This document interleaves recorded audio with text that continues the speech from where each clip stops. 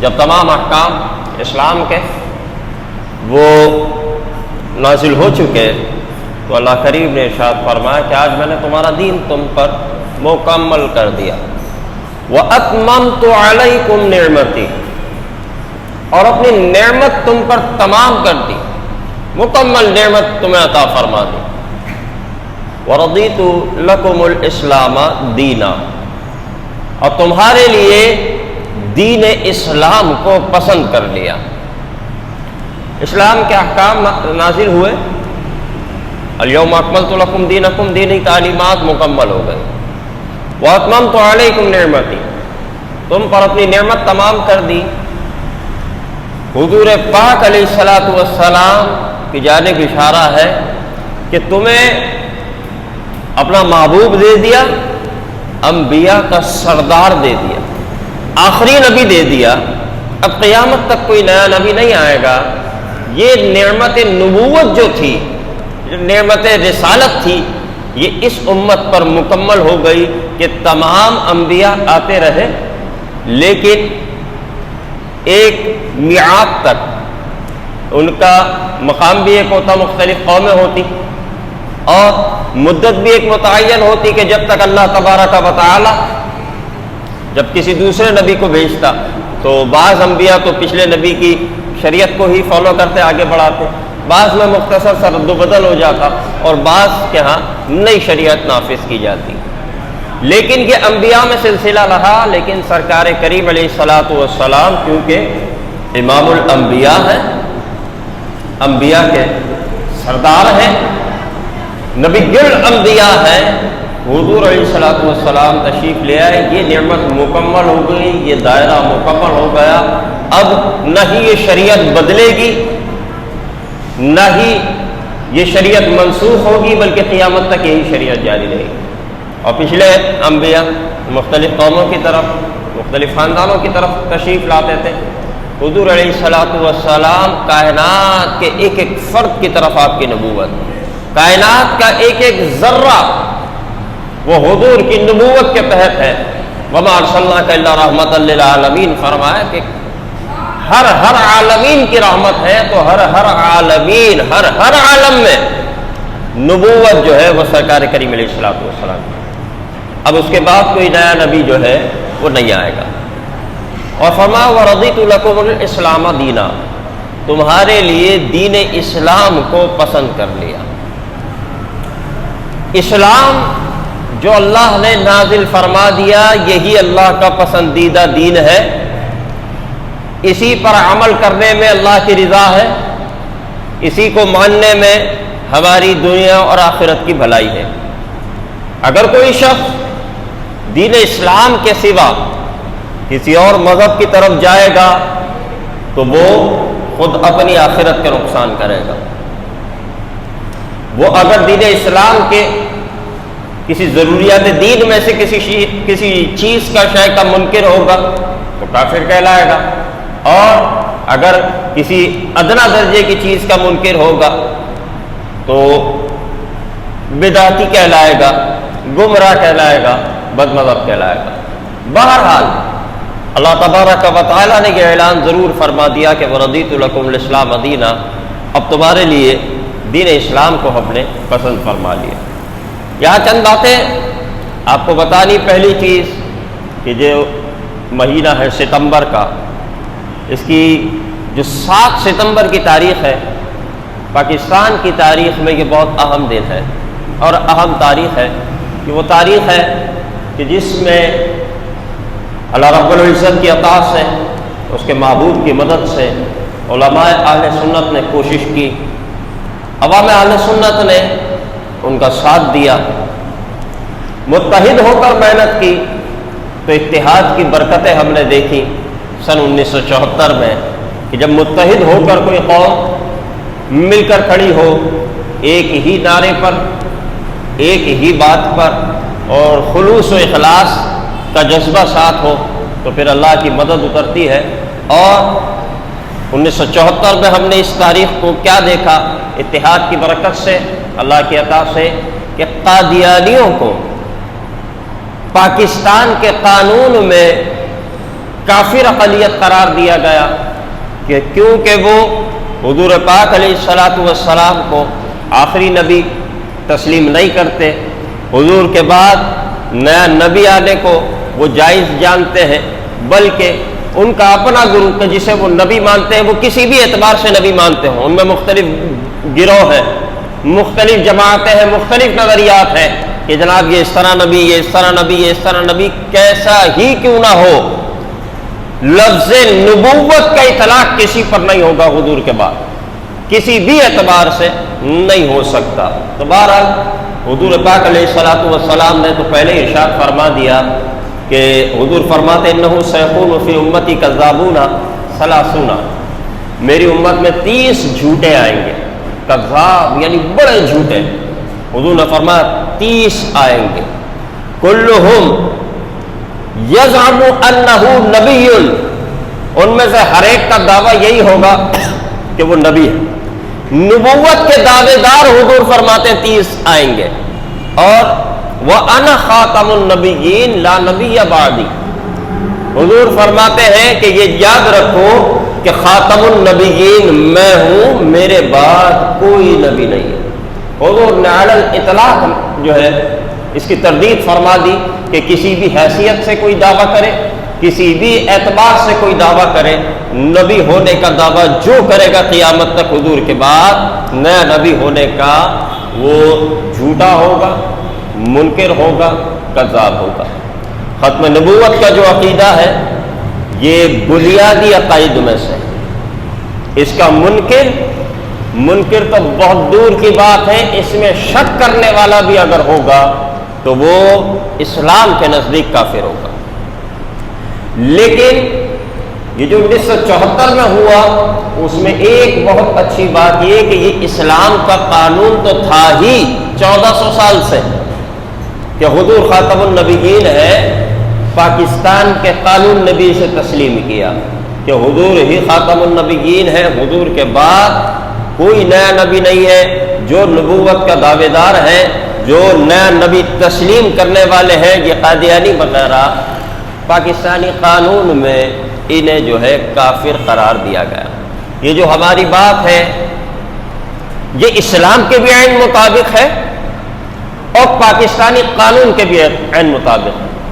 یہ جو بات ہم نے کہی ہے نا، یہ اس میں ذرہ برابر بھی فرقہ واریت نہیں ہے۔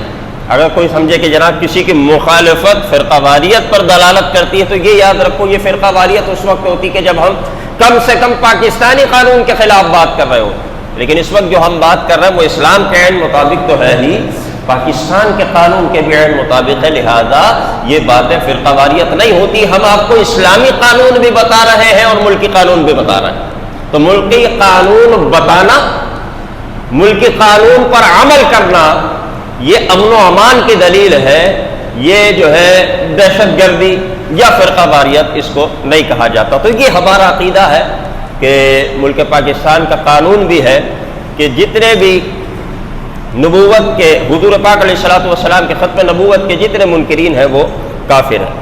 اسی طرح پاکستانی قانون میں اور کیا کیا باتیں شامل ہیں؟ حضور پاک علیہ الصلوۃ والسلام کا جو گستاخ ہوگا وہ قابل سزا ہے، وہ کافر ہے، اسے سزا دی جائے، یہ قوانین موجود ہیں۔ حضور پاک علیہ الصلوۃ والسلام کے صحابہ کے جو گستاخ ہیں ان کے لیے پاکستانی قانون میں سزائیں مقرر ہیں۔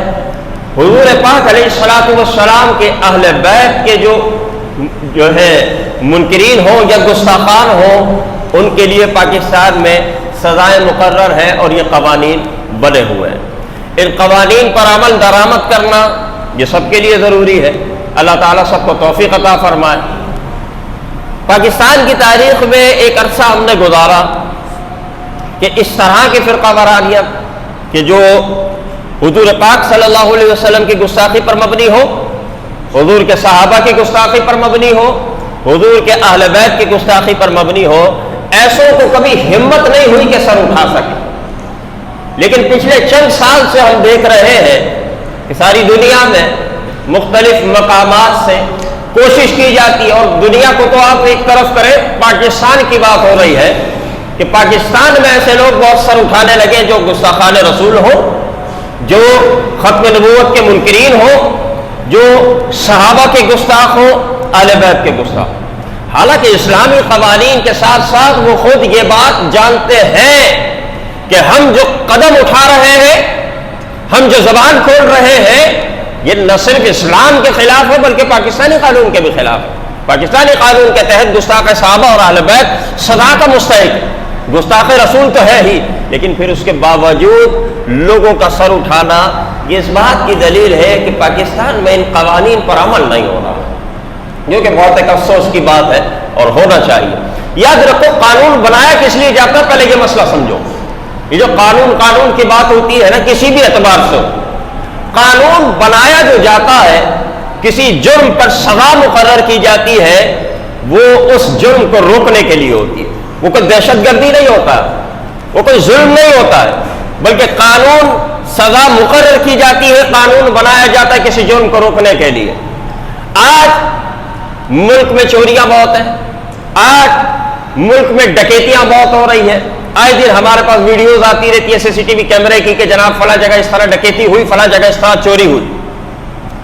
اگر ہمارے ہاں صحیح طور پر سزا دی جائے اور مجرموں کو جو سزا مقرر ہے پاکستان کے قانون میں وہ انصاف کے ساتھ فوری دی جانے لگے، تو آپ دیکھیں گے کہ یہ جرائم جو ہے وہ نہ صرف کم ہو جائیں گے، بالکل ختم ہو جائیں گے. کیونکہ جرم کرنے والوں کو یہ خوف ہوگا کہ اگر میں نے جرم کیا تو سزا دی جائے گی. قانون بنایا اس لیے جاتا، سزا مقرر اس لیے کی جاتی ہے. آپ دیگر ممالک کی مثالیں دیتے کہ جناب وہاں پر ڈکیتیاں نہیں ہے، وہاں پر چوریاں نہیں ہے، تو ذرا آپ یہ تو دیکھیں کہ کیوں نہیں ہے. کیا وہاں غریب نہیں ہے؟ غریب ہے، ہر جگہ ہے. کیا وہاں برے ذہن کے لوگ نہیں ہیں؟ ہر جگہ ہوتے ہیں. پھر وہاں جرم کیوں نہیں ہو رہا؟ وہاں جرم اس لیے نہیں ہو رہا کہ جرم پر سزائیں فوری دی جاتی، وہاں انصاف کے ساتھ مجرموں کو سزائیں دی جاتی ہے تاکہ معاشرہ پرامن رہ سکے. لیکن کیونکہ ہمارے ہاں ایسا نہیں ہے، یا ہمارے علاوہ بھی جہاں جہاں جس جرم پر سزا نہیں دی جا رہی ہوگی وہ جرم جو ہے وہ عوام میں پھیلا ہوا ہوگا. آج ہمارے ہاں دیکھیں، اگر ہمارے ہاں ڈکیتیوں پر سزا نہیں دی جا رہی، ایک انسان جو ہے جب جرم کی طرف جاتا ہے کیا اس کے ذہن میں یہ خیال نہیں آتا ہوگا کہ مجھے سزا دی جائے گی اگر میں پکڑا گیا تو؟ خیال آتا ہوگا کہ پکڑا گیا تو کیا ہوگا، لیکن شاید وہ یہ سوچتا ہوگا کہ اگر میں پکڑا گیا، کیونکہ دوسروں کو سزائیں نہیں دی جا رہی، مجھے بھی نہیں دی جائے گی. دوسرے رشوت دے کر چھوٹ جاتے ہیں، میں بھی رشوت دے کر چھوٹ جاؤں گا. تو جب یہ خیال اس کے ذہن میں آتا ہوگا تو پھر اس کی ہمت بنتی ہوگی قدم اٹھانے کی، پھر اس کی ہمت ہوتی ہوگی اسلحہ اٹھانے کی اور اس طرح لوگوں کو لوٹنے کی. تو یہ وجہ ہوتی ہے کسی بھی جرم کو روکنے کے لیے قانون بنایا جاتا ہے، اور جرم کو روکنے کے لیے صرف قانون بنا دینا کافی نہیں ہوتا ہے، قانون پر عمل درآمد بھی ضروری ہوتا ہے. تو جس طرح یہ جرائم ہے، قتل و غارت ہے، چوری ہے، ڈکیتیاں ہیں، اسی طرح یہ جو پچھلے میں نے بتایا آپ کو قوانین کہ جناب گستاخان رسول کے خلاف سزائیں، گستاخان صحابہ اور اہل بیت کے متعلق سزائیں، یہ بھی ہمارے پاکستان کے قانون میں موجود ہیں. لیکن یہ لوگ سر کیوں اٹھا رہے ہیں؟ وہ اس لیے کہ سزائیں دی نہیں جا رہی. سر اس لیے اٹھا رہے ہیں کیونکہ قانون بنا تو دیے گئے ہیں لیکن قانون کا نفاذ نہیں ہو پا رہا ہے. آپ مجھے بتائیے کہ پچھلے چند سال کے، اور آپ پیچھے بھی چلے جائیں، جتنے بھی سال لے لیں، کہ جتنے گستاخان رسول رہے پاکستان میں کتنوں کو سزائیں دی گئی؟ جناب نہیں دی گئی. جب سزا نہیں دی جاتی پھر گستاخی پر گستاخی ہوتی رہتی ہے، اور یہ جرم، یہ گناہ جناب آگے بڑھتا ہے اور پروان چڑھتا ہے. اس کے لیے قانون پر عمل درآمد بہت ضروری. اسی طرح گستاخان صحابہ و اہل بیت کی بات ہے. آج آپ دیکھیں، جو ابھی ایک بات تو یہ ہو گئی کہ ہمارا جو دن آنے والا ہے وہ یوم ختم نبوت آنے والا ہے. آپ کے ذہنوں میں یہ بات ہونی چاہیے کہ ختم نبوت کیا ہے، پاکستان میں اس کا قانون کیا ہے. اپنے بچوں کی، اپنی آل اولاد کی تربیت کرنی ہے اس حوالے سے. اور دوسری بات ایک اور بتا دوں کہ آپ کے بچے جس اسکول میں تعلیم حاصل کر رہے ہیں اس کا نصاب آپ کے سامنے ہونا چاہیے. بچے کو کیا پڑھایا جا رہا ہے یہ آپ کو معلوم ہونا چاہیے. عام طور پر والدین کو پتہ ہی نہیں ہوتا بچہ کس ادارے میں کیا کر رہا ہے، چاہے وہ دینی ادارہ ہو یا دنیاوی ادارہ ہو، انہیں خبر ہی نہیں ہوتی.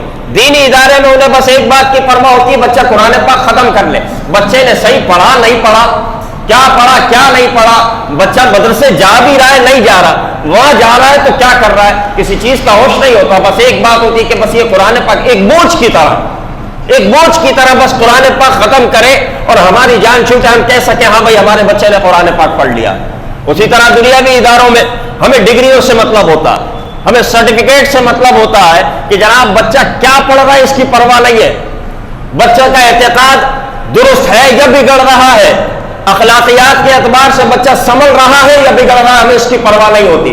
ہمیں صرف ایک چیز سے مطلب ہوتی ہے کہ بچہ جو ہے وہ صرف ڈگری حاصل کر لے.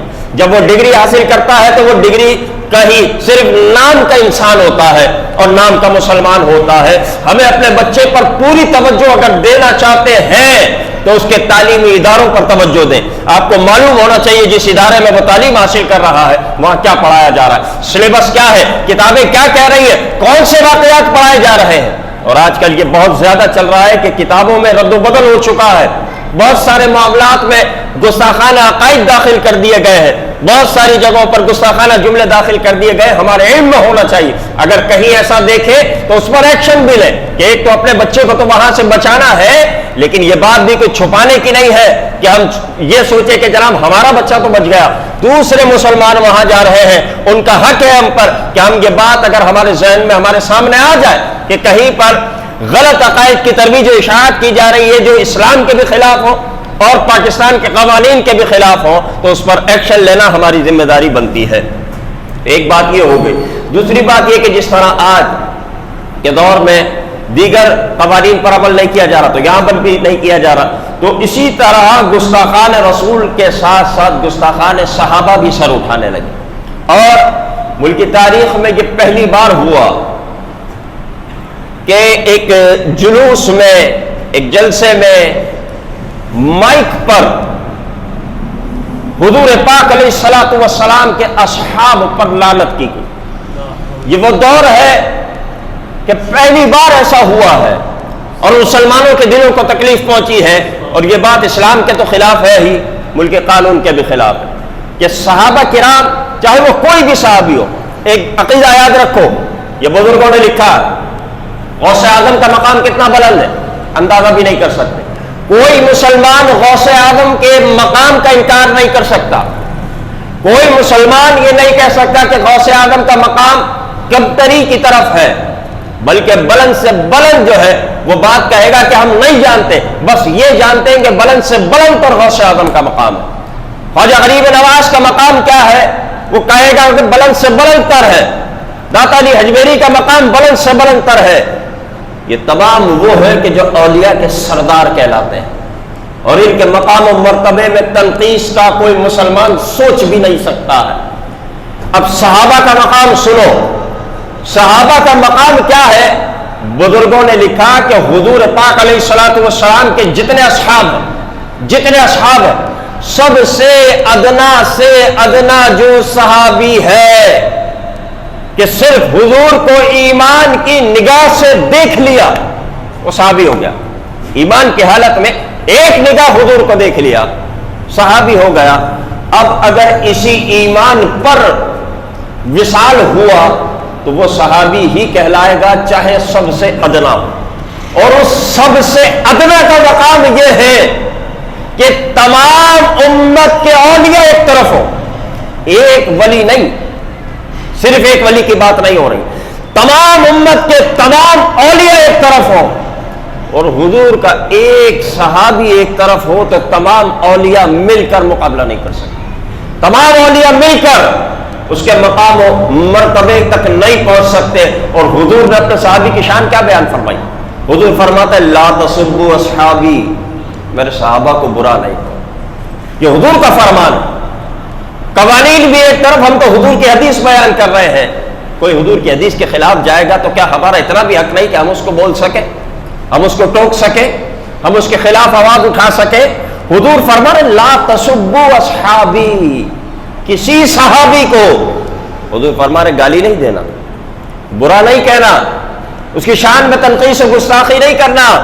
فوالذی نفسی بیدہ، حضور فرماتے خدا کی قسم قسم اس ذات کی جس کے دست قدرت میں میری جان ہے، لو ان احدکم انفق مثل احد ذهبا، تم میں سے کوئی بھی نا، غیر صحابی کوئی بھی ہو، حضور فرماتے ہیں احد پہاڑ جتنا سونا خیرات کرے، احد پہاڑ بہت بڑا، اس کے برابر سونا خیرات کرے، ما ادرک مد احدہم ولا نصیفہ، حضور فرماتے کہ میرا صحابی ایک مٹھی جو یا ایک مٹھی گندم خیرات کر دے، ایک مٹھی اناج، میرا صحابی ایک مٹھی اناج خیرات کر رہا ہے، اور کوئی غیر صحابی احد پہاڑ جتنا سونا خیرات کر کے اس کے برابر نہیں پہنچ سکتا۔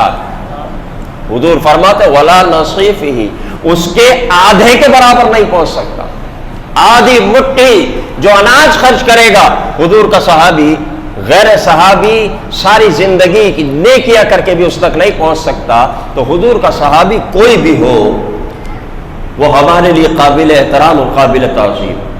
اور حضور نے فرمایا کہ کسی صحابی کو برا نہ کہو، کسی صحابی کی شان میں تنقیص نہ کرو۔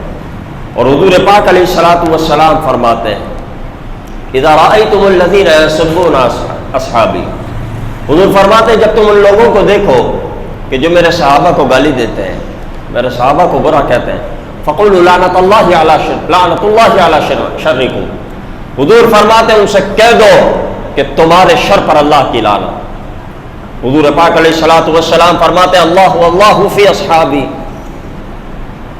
کہ میرے صحابہ کے معاملے میں اللہ سے ڈرو، لا تتخذوہم غرضا من بعدی، میرے بعد انہیں نشانہ مت بنانا، فمن احبہم فبحبی احبہم، جو میرے صحابہ سے محبت کرے گا نا میری محبت کی وجہ سے محبت کرے گا، یعنی جس کے دل میں حضور فرماتے میری محبت ہوگی وہی میرے صحابہ سے محبت کرے گا، ومن ابغضہم فببغضی ابغضہم، اور جو ان سے بغض رکھے گا میرے بغض کی وجہ سے، جس کے دل میں صحابہ کا بغض ہوگا در حقیقت اس کے دل میں حضور کا بغض ہے، کہ حضور کی اس نسبت کا جو ہے خیال نہیں کر رہا۔ حضور فرماتے ومن آذاہم فقد آذانی، جس نے میرے صحابہ کو تکلیف دی نا اس نے مجھے تکلیف دی، ومن آذانی فقد آذى اللہ، جس نے مجھے تکلیف دی اس نے اللہ کو ایذا دی، ومن آذى اللہ، اور جو اللہ کو ایذا دیتا ہے نا یوشک ان یاخذہ، پھر اللہ خود اس کی پکڑ فرماتا ہے۔ یہ حضور پاک علیہ الصلوۃ والسلام کی تعلیمات ہے صحابہ کرام کے احترام کے معاملے میں، صحابہ کرام کی تعظیم کے معاملے میں۔ تو بہرحال ملک پاکستان میں یہ سب سلسلہ ہوا، اس سے پہلے چند روز پہلے مائک پر ایک مجلس میں سیدنا صدیق اکبر رضی اللہ تعالی عنہ کی طرف اشارہ کر کے کفر کی نسبت کی گئی، سیدنا صدیق اکبر رضی اللہ تعالی عنہ کو کافر کہا گیا۔ یہ دونوں باتیں ایسی ہیں کہ جو امت مسلمہ انہیں کبھی برداشت نہیں کر سکتی، اور اسلام کے خلاف تو ہے لیکن ملکی قوانین کے خلاف بھی ہے۔ تو اب ایسے وقت کیا کیا جائے؟ کیا ہتھیار اٹھایا جائے؟ کیا پتھر اٹھائے جائے؟ کیا جلاؤ گھیراؤ کیا جائے؟ کیا گالی کے جواب میں گالی دی جائے؟ تو اس وقت یاد رکھنا کیا کیا جا سکتا ہے۔ سوال یہ ہے کہ کریں کیا؟ اس سوال کا جواب یہ ہے کہ اس وقت ہمارے پاس ایک قانونی آپشن موجود ہے، ہم مسلمان ان تمام چیزوں کے خلاف اپنا قانونی حق استعمال کر سکتے ہیں اور انشاءاللہ کریں گے۔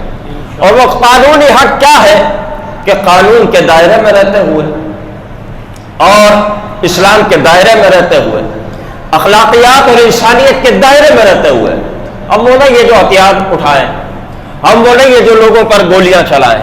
ہمارے مشائخ نے، ہمارے اکابر نے کبھی ہمیں یہ تعلیم دی نہیں، انہوں نے ہمیشہ ہمیں امن و امان کی تعلیم دی ہے۔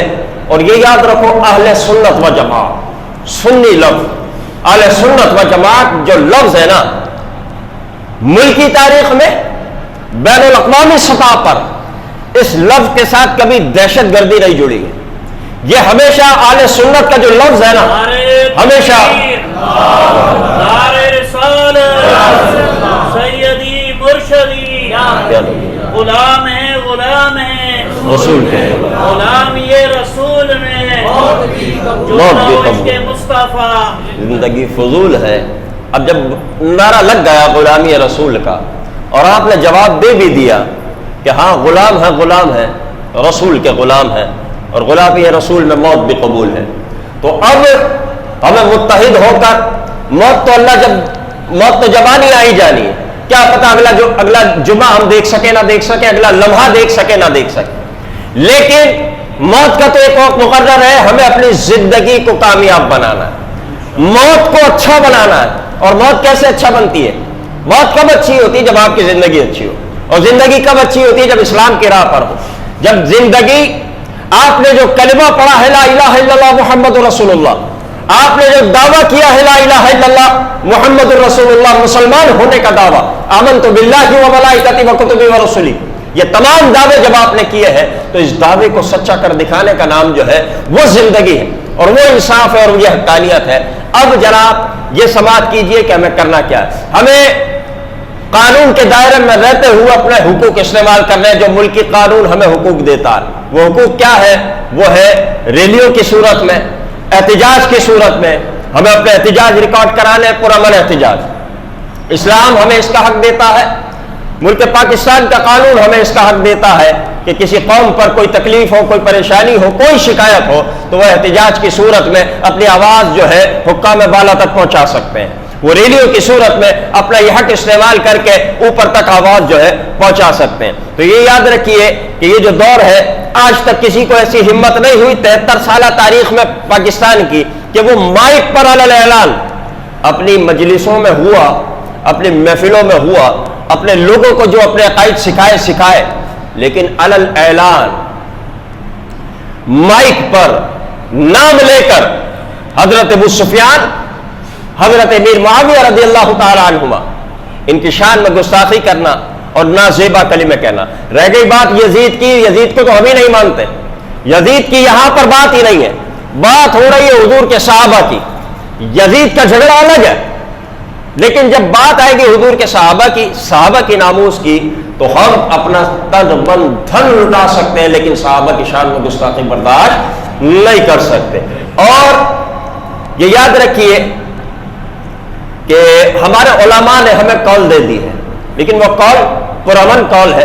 ہمیں نہ ہتھیار اٹھانا ہے، نہ ہمیں پتھر اٹھانا ہے، نہ ہمیں جلاؤ گھیراؤ کرنا ہے، نہ کسی کو گالی دینی ہے، نہ کسی کو تکلیف دینی ہے۔ ہمیں ایک پرامن قول دی گئی ہے۔ وہ قول کیا ہے؟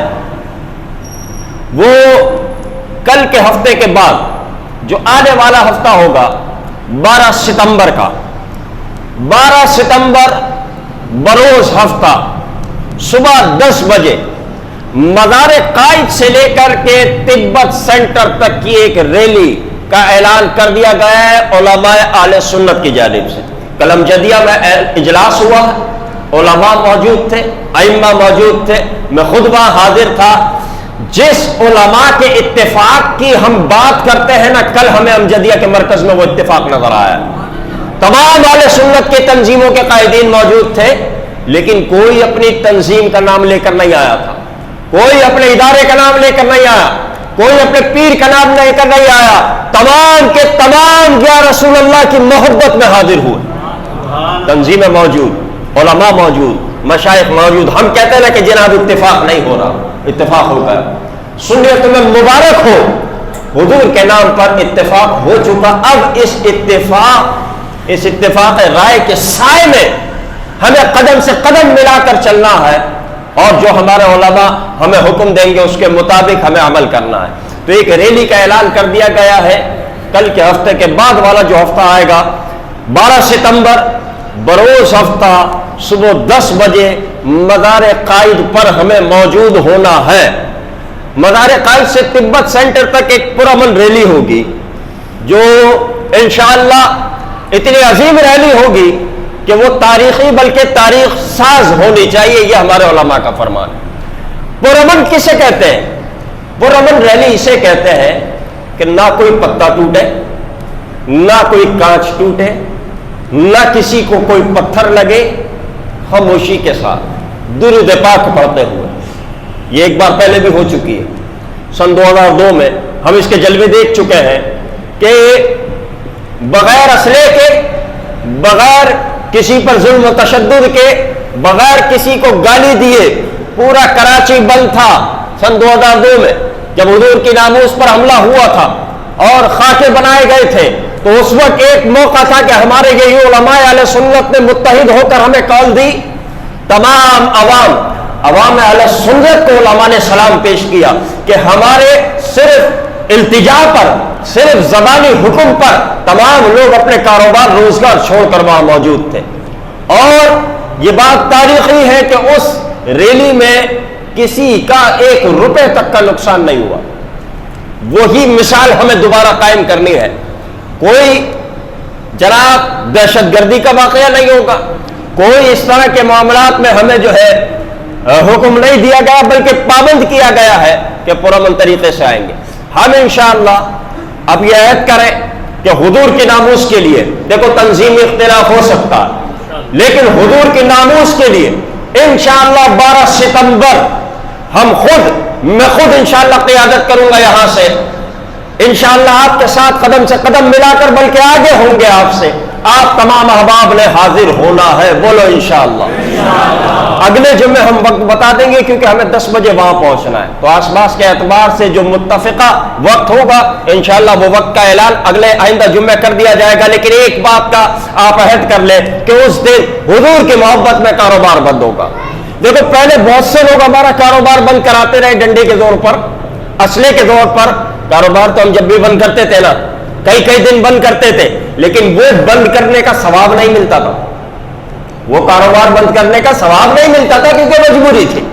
لیکن اب جو روزگار بند ہوگا صرف 1 دن کے لیے، حالانکہ مشکل ہے، ہفتے کا دن ہے، یہاں کے لوگوں کے لیے ایک بڑا مشکل مرحلہ ہے، لیکن آپ جو کام ہفتے کو کرنے کا ہوتا ہے آپ جمعے کو کر دیں گے۔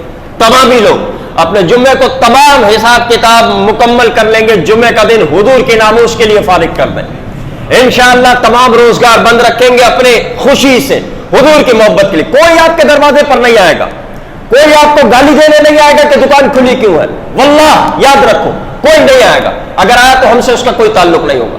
حضور کی محبت میں یہ قدم آپ نے خود اٹھانا ہے، روزگار کی قربانی دے۔ دیکھو اللہ جب روزگار بند کروانا ہوتا ہے تو 3 4 مہینے ایسے بند ہو جاتے ہیں کہ ہم جو ہے تباہی کی طرف چلے جاتے ہیں، یہ فیصلے اللہ کی طرف سے ہوتے ہیں۔ حضور کی محبت میں روزگار ترک کر کے قدم سے قدم ملا کر، یہی ہمارا انشاءاللہ پوائنٹ ہوگا۔ یہ باغ اتار مسجد ہمارا مرکز ہے، اسے ہماری نگاہ میں مرکزی حیثیت حاصل ہے۔ انشاءاللہ یہیں پر جمع ہوں گے، یہ خادم خود آپ کے ساتھ ہوگا اور انشاءاللہ آپ سے پہلے یہاں موجود ہوگا۔ جو وقت کا اعلان ہوگا آئندہ جمعے کیا جائے گا، اور اس میں ہم جو ہے انشاءاللہ پرامن طریقے سے ساتھ چلیں گے۔ کیا آپ لوگ عہد کرتے ہیں کہ انشاءاللہ اگر اللہ نے زندگی دی تو انشاءاللہ قدم سے قدم ملا کر ساتھ چلیں گے حضور کی محبت میں بالکل پرامن طریقے سے انشاءاللہ؟ اور یہ پیغام آگے پہنچائیے اپنے دوست احباب کو، جو ہے تیار کیجئے۔ انشاءاللہ ایک لشکر ہونا چاہیے جو یہاں سے روانہ ہو۔ ایک بات یہ ہو گئی، اس کے علاوہ آج کے دن کے متعلق اعلان سماعت کیجئے کہ فرانس میں جو ایک بار پھر شیاطین نے جو ہے سر اٹھایا ہے اور حضور پاک علیہ الصلوۃ والسلام کے خاکے شائع کرنے کا ناپاک ارادہ ظاہر کیا ہے، تو انشاءاللہ اس کے متعلق ملک بھر میں مختلف شہروں میں مارچ کی جائیں گی۔ آج کے دن شہر کراچی میں آج بعد نماز جمعہ تحریک لبیک پاکستان کی جانب سے تبت سینٹر تک کراچی پریس کلب پرامن ریلی کا انعقاد ہے۔ اس کی قیادت امیر کراچی جناب علامہ رضی حسینی نقشبندی صاحب فرمائیں گے۔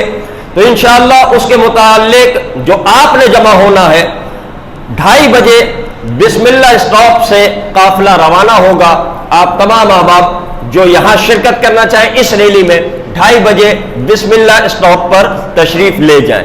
اس کے علاوہ آج بعد نماز جمعہ پاور ہاؤس چورنگی نارتھ کراچی معروف جگہ ہے، یہاں پر صحابہ کے گستاخوں کے خلاف احتجاج ہوگا، پرامن احتجاج 2:40 پر پاور ہاؤس چورنگی پر علماء اہل سنت کی جانب سے احتجاج ہوگا۔ آپ ان دونوں میں سے جہاں آپ کو آسانی ہو آپ تشریف لے جا سکتے ہیں، لیکن ضرور جائیے اور آئندہ ہفتے کے لیے اپنی تیاری ہر اعتبار سے کر لیجئے۔ اللہ تعالی ہم سب کا حامی و ناصر ہو۔ وآخر دعوانا ان الحمدللہ۔